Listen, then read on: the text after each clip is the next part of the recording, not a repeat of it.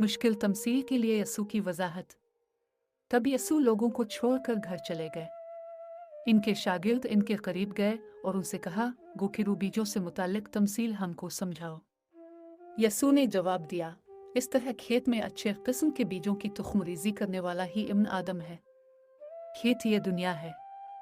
अच्छे बीज ही आसमानी बादशाहत में शामिल होने वाले खुदा के बच्चे हैं, और बुरे और बदकारों से रिश्ते रखने वाले ही वो गोखरू के बीज हैं। कड़वे बीज को बोने वाला दुश्मन ही वो शैतान है।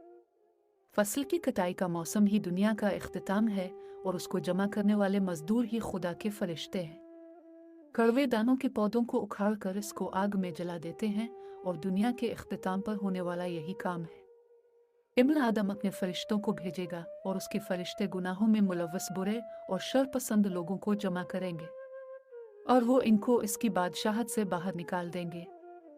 फरिश्ते इन लोगों को आग में फेंक देंगे, और वहां वो तकलीफ से रोते हुए अपने दांतों को पीसते रहेंगे।